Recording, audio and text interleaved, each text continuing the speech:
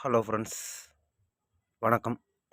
இது நம்ம நாட்டு கெண்டை மீன்கள் போட்டு வச்சுருக்கிற தொட்டி. பயங்கர கலரிஸாக மாறிடுச்சு. நான்லாம் மீன்லாம் தாங்குமா தாங்காதா, குளத்து மீன் நம்ம உப்பு தண்ணிக்கு போர் வாட்டருக்கு செட் ஆகுமா என்னான்னு தெரியுமான்னு தெரிலன்னு சொல்லி ரொம்ப பயத்துலேயே தான் இருந்தேன். மீன்லாம் தாங்குமான்னு 3 நாள் 4 நாள் தாங்குறது கஷ்டம்லாம் சொன்னாங்க. பட் ஆனால் குட்டி குட்டி மீன்களாக போட்டு வச்சுருந்தேன். இப்போ எல்லாமே சைஸ் பெருசாக வந்துருச்சு. வெளியே வர மாட்டேங்குது. குட்டி குட்டியாக போட்டதெல்லாம் பெருசு பெருசாக இருக்குது. நாளைக்கு இதுக்கு ஒரு வேறு பாக்ஸ் செட்டப் பண்ணுறோம். பண்ணிவிட்டு காமிக்கிறேன். நல்ல சர்வைவல் ஆகுது நம்ம இந்த இந்த டேங்க்கில். தண்ணி கலர் பக்காவாக இருக்குது. அழுக்காக இருக்குதுன்னு நினைக்காதீங்க. இதுதான் மீன்கள் வாழ்ந்து உகந்தது. இந்த தண்ணி தான். இதில் நல்லா பாசம் பிடிச்ச அந்த நம்ம இறையே போடலைனாலும் பரவாயில்ல, இந்த பாசான தின்னுக்குனாலும் உயிர் வாழ்ந்துடும். ரொம்ப குட்டி குட்டியாக போட்டு குட்டி கண்ணுக்கே தெரியாத குட்டிலாம் இன்றைக்கி பெருசு பெருசாக வந்துடுச்சு. இப்போ தான் வெளியே வருதுங்க. பாருங்கள், பார்த்தா தெரியும். இந்த வெள்ளை வெள்ளையாக இருக்குது பாருங்கள், அது ஃபுல்லாக நம்ம கெண்டை மீன். இது ஒரு முயற்சியாக தான் பண்ணி பார்த்தேன். ஆனால் சக்ஸஸ் ஆகிருக்கு. ரொம்ப சந்தோஷமாக இருக்குது.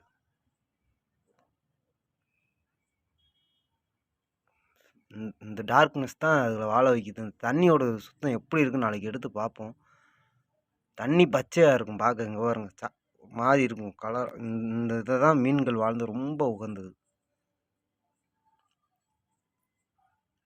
நம்ம இறையே போட தேவையில்ல, கழிவுகளை போட்டால் போதும்.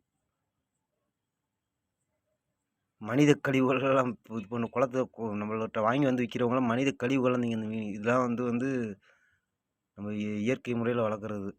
மீதமான சோறு, இட்லி துண்டு, அதாவது எண்ணெய் இல்லாத பொருள் எது போட்டாலும் நல்லா வளருங்க.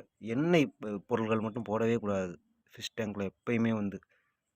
அதுமாதிரி இந்த பிராய்லர் கோழி கழிவுகள் போடக்கூடாது. அதில் கொழுப்பு எண்ணெய் ரொம்ப அதிகமாக இருக்கும். அது மீன்களுக்கு ஆகவே ஆகாது. மூச்சு கூட சிரமம். கொழுப்பு மேலே தண்ணி மேலே கட்டிடுச்சுன்னா அந்த ஆக்சிஜன் வாங்க சிரமப்படுங்க மீனுங்க.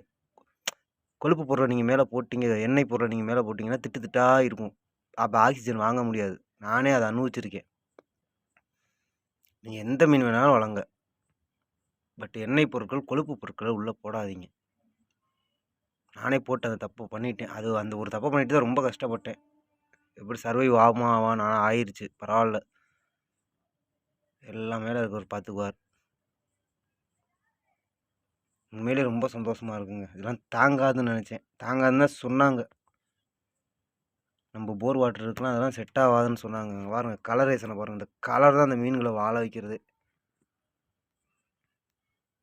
ஒரு சோதனை முயற்சி தான், பட் அது கொஞ்சம் மனசு சக்ஸஸ் ஆயிடுச்சு. இதுக்கு நல்லபடியாக ஃபுல்லாக தண்ணி நிரப்பி வேறு டேங்க் செட்டப் நாளைக்கு பண்ணுறேன்.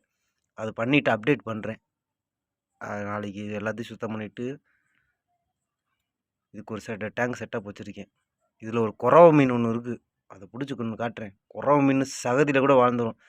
இதில் எங்கே இருக்கு, சும்மாவே இது நல்ல தண்ணியிலே கண்டுபிடிக்க முடியாது. இதில் எங்கே கண்டுபிடிக்கிறதுனே தெரில, எங்கே இருக்கும்னே தெரியாது. குறவை மீன் ஒரே ஒரு குறவை மாட்டியிருக்கு உள்ள.